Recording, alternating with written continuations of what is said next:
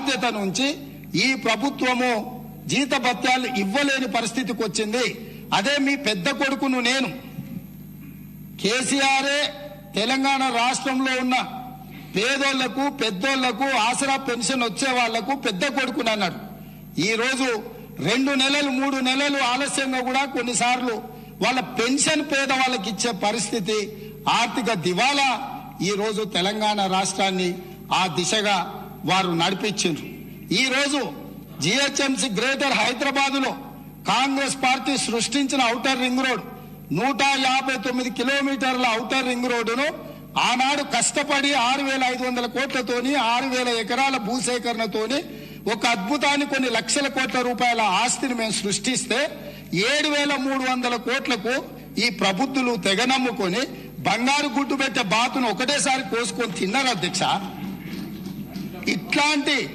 ఇట్లాంటి మన ఎన్నికల కంటే ముందు డిసెంబర్ తర్వాత జనవరి తర్వాత పిలవాల్సిన వైన్ షాప్ల టెండర్లు 4 నెలల ముందు పిలిచి అప్లికేషన్ కు 50,000 రూపాయలు వసూలు చేసి 2,500 కోట్ల రూపాయలు పేదోళ్ల సొమ్ము కొల్లగొట్టిర్రు అధ్యక్ష.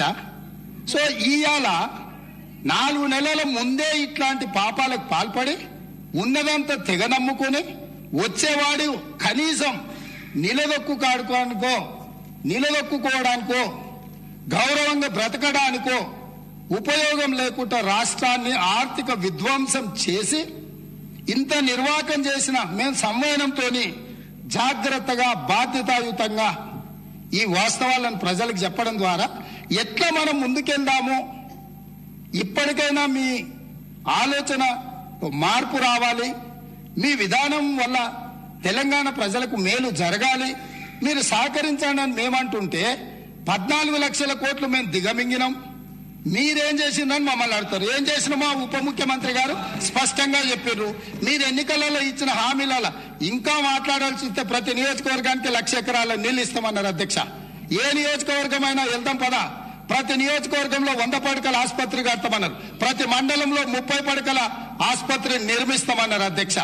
ఇట్లా చెప్పుకుంటూ వెళ్తే కేజీ టు పీజీ ఉచిత నిర్బంధ విద్య అన్నారు అధ్యక్ష.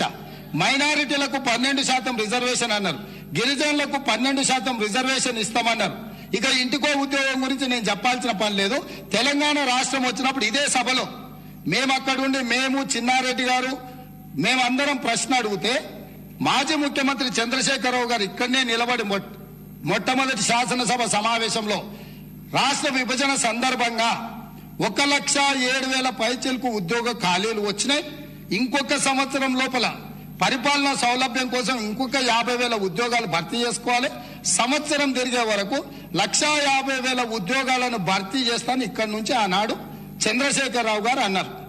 వీరే నియమించిన PRC committee chairman Biswal IAS officer గారు ఏం నివేదించారు, 1,91,378 ఉద్యోగ ఖాళీలు ఉన్నాయి 2020-21లో వారు నివేదిక ఇచ్చారు.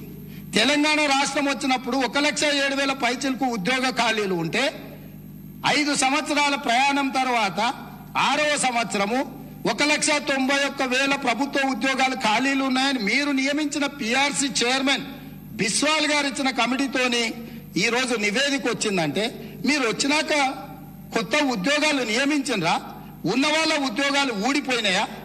ఇట్లాంటి విషయాల మీద ఇన్ని తప్పులు చేసి రాష్ట్రాన్ని మొత్తం ఎందుకు పనికిరాని మొత్తం దివాలా తీయించి చేసిండ్రు, బాగుంది. సరే వాళ్ళు ఏమంటారు, అయ్యా మేము లోపభూయిష్టంగా పరిపాలన చేసినాం, మీరు ఎవరికి చెప్పకూరి మా సిగ్గు పోతుంది అంటారు.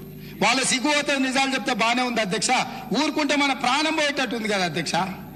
వాళ్ళ సిగ్గును కాపాడాలనా, 4 కోట్ల తెలంగాణ ప్రజల ప్రాణాలు కాపాడాలనా, వాళ్ళ ఆస్తులను వాళ్ళ హక్కులను కాపాడాలనా?